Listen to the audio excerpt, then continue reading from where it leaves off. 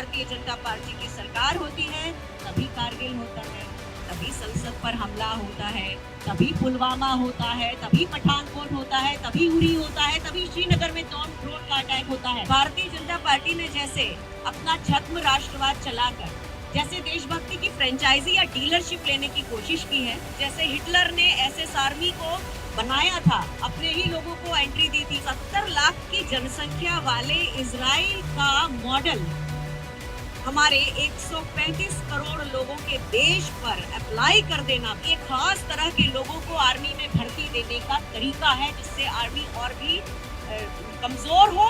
Agnipath scheme जैसे कि सब जगह हम प्रयोग करते हैं, कुछ ना कुछ नए प्रयोग करते हैं, तो ऐसे ही एक प्रयोग आर्म फोर्सेस करती रहती है। महिला अधिकारियों का कांग्रेस द्वारा पहली बार 1990 के दशक में लेना भी एक प्रयोग ही था, और सफल होने के बाद ही महिला अधिकारियों को पहली बार परमानेंट कमीशन यानी कि पेंशन की पात्रता 2010 में देना भी यूपीए का ही एक पहल थी।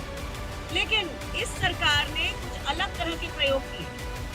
एक किताब स्टार्टअप नेशन जो इजराइल के ऊपर लिखी गई थी, एक अमेरिकन और एक इजरायली ने लिखी, और उसमें क्या था कि जो नैस्डैक न्यूयॉर्क स्टॉक एक्सचेंज में बहुत सारे स्टार्टअप लिस्ट हुए, यानी कि एक सफलता की स्टोरी। तो 70 लाख की जनसंख्या वाले इजराइल का मॉडल हमारे 135 करोड़ लोगों के देश पर अप्लाई कर देना, बिना सोचे समझे, बिना डिस्कशन के, जैसे बाकी चीजें बिना डिस्कशन के होती हैं। हमें वेटरन्स को ये लगता है कि ये एक खास तरह के लोगों को आर्मी में भर्ती देने का तरीका है, जिससे आर्मी और भी कमजोर हो, और केवल उनके लोग, जैसे हिटलर ने एसएस आर्मी को बनाया था, अपने ही लोगों को एंट्री दी थी, उस तरह की कहानी है। क्योंकि इससे सेना का तो नुकसान है ही, क्योंकि सेना जिसको ट्रेन करेगी वो बाहर निकल जाएगा, और युवाओं का ये नुकसान है कि वो किसी योग्य नहीं रहेंगे, बाहर जाके भी उनको वो सम्मान तो मिलेगा नहीं जो एक सैनिक को मिलता है, जो 17, 18, 20 साल नौकरी करके बाहर आता है। तो ये जो चीजें हैं, ये सेना को भी नुकसान कर रही हैं, युवाओं को भी नुकसान कर रही हैं।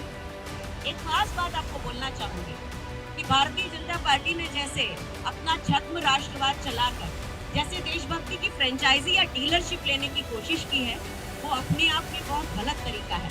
आप लोगों को बता दूं कि 1947 से 2014 तक हमने 1500 से 1600 तक जहाज खरीदे, क्योंकि मैं एयरफोर्स के प्रोक्योरमेंट से जुड़ी हुई अधिकारी रही हूँ, और उसके बाद हमने सिर्फ 36 राफेल खरीदे, जबकि हमारी सेना को 41 स्क्वाड्रन्स की जरूरत है, अभी केवल 29 स्क्वाड्रन है। तो हम कैसे अपने दुश्मन का सामना करेंगे? जब यूपीए की सरकार ने 2012 में राफेल को ट्रिम डाउन किया था, फाइनली हम उसी पर आए थे, तो हम 126 जहाज खरीदना चाहते थे, और उसमें से 108 हमारे देश में बनने वाले थे, जिससे हमें ट्रांसफर और टेक्नोलॉजी मिलती, हमारे वो टेक्नोलॉजी हम उसे लेते, हम सच में आत्मनिर्भर बनते। लेकिन यहाँ क्या हुआ, सिर्फ 36 राफेल को प्रचार इस तरह किया, प्रचार पे ही सारा खर्चा कर दिया और महंगे राफेल खरीदे। तो ये अपने आप में, और एक ऐसी कंपनी को उसमें पार्टनरशिप दी जिसका पूरा मेरा काम रजिस्ट्रेशन का भी था, मैं फर्म्स के रजिस्ट्रेशन का काम करती थी, जो कि एविएशन इंडस्ट्री की होती हैं, और अंबानी की कंपनी कभी रजिस्टर्ड नहीं थी, तो उसे उसका एक पार्टनर बनाया। तो ये अपने आप में दूसरी चीजें हैं जो आपको मालूम होनी चाहिए कि सेना को विश्व की 4थी वायुसेना बनाने में कांग्रेस की सरकारों का हाथ था, और अभी जो 36 एयरक्राफ्ट आए हैं उसके बाद फेज आउट भी हुए हैं, उसका कोई रिप्लेसमेंट प्लान नहीं है। इसी भारतीय जनता पार्टी की पहले की सरकार ने 108 मिराज 2000-5 एयरक्राफ्ट का पूरा प्रोजेक्ट शेल्फ कर दिया था। ये मैं आपको 2001 की बात बता रही हूँ। अब आते हैं हम ओआरओपी पे, और हमारे जो वेटरन्स आए थे जिन्होंने बात की उनके मुद्दों पर। एक तो कांग्रेस की सरकार ने फरवरी 2014 में ओआरओपी का प्रोविजन बजट में कर दिया था। 1 रैंक कर रहे हैं, जैसे लोग अलग अलग समय में रिटायर होते हैं तो उनकी पेंशन अलग अलग फिक्स होती है, और उससे कई बार ऐसा होता है कि जो 20 साल पहले उसी रैंक में लेफ्टिनेंट कर्नल या कर्नल रिटायर हुए हैं उनकी पेंशन में, और आज के कर्नल और या लेफ्टिनेंट कर्नल रिटायर पे या किसी भी रैंक पे रिटायर की उसी रैंक पर बहुत लंबा गैप आ जाता है। तो उसे जिस तरह से एडमिनिस्ट्रेटिव सर्विसेज में, सिविल सर्विसेज में ये है ऑलरेडी, तो उसके बारे में ओआरओपी की लड़ाई बहुत लंबी चल रही थी। पहली सरकार है ये भारतीय जनता पार्टी की जिसने वेटरन्स को घसीटा, उनके ऊपर लाठी का प्रहार किया, उन्हें जेल में लेकर गए। मेजर जनरल सतबीर सिंह और उनकी पार्टी पूरे लोग, उनके सारे टीम के सदस्य उनको लेकर गए थे।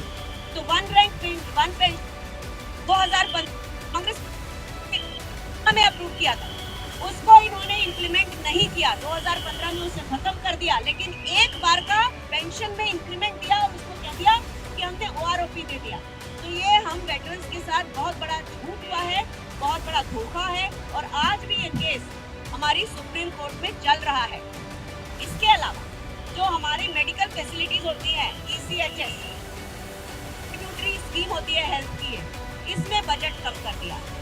तो होता यह है कि जो एम्पैनल्ड हॉस्पिटल हैं वो वेटरन्स को बाहर भगा देते हैं, कहते हैं आपका पिछला बिल क्लियर नहीं हुआ है। तो ये एक और चीज़ है। आप लोग ये भी जानते हैं कि सेना के ही वेटरन्स को पहले LPG gas agency, toll plaza और आवंटन में प्रायोरिटी दी, जो अब पूरी खत्म हो गई है। और तो और जो उनको कोयले की खदानों से ट्रांसपोर्टेशन का कॉन्ट्रैक्ट भी जो उनके पास होता था वो भी खत्म कर दिया है। तो जो मैंने पहले कहा कि देशभक्ति की डीलरशिप चलाने वाले न केवल सैनिकों को, सेवारत सैनिकों को कमजोर कर रहे हैं, बल्कि वेटरन्स के साथ भी बहुत बड़ा धोखा कर रहे हैं। और मध्य प्रदेश की बात बता दूं, आपने थोड़े समय पहले आप लोगों ने कवर किया और मैं आप लोगों को साधुवाद करती हूँ कि जो 10% आरक्षण हमारे पूर्व सैनिकों को पुलिस भर्ती में दिया जाता था, आप सब जानते हैं कि पुलिस भर्ती में इस बार कैसा धोखा हुआ है। और इसी मार्च के महीने में पूर्व सैनिकों ने इसके प्रति प्रदर्शन किया था और आप सभी पत्रकारों का धन्यवाद कि आपने उसे कवर किया था। और इसी तरह से जो ये बात करते हैं 10% आवंटन, 10% रिजर्वेशन की, वो उन्होंने खत्म कर दिया है। एक आखिरी बात कहकर मैं अपनी बात खत्म करूंगी और ये देश की सामरिक सुरक्षा से जुड़ी हुई है। मैं नहीं जानती कि ये संयोग है या प्रयोग, हम नहीं जानते, लेकिन जब भारतीय जनता पार्टी की सरकार होती है तभी कारगिल होता है, तभी संसद पर हमला होता है, तभी पुलवामा होता है, तभी पठानकोट होता है, तभी उरी होता है, तभी श्रीनगर में ड्रोन का अटैक होता है।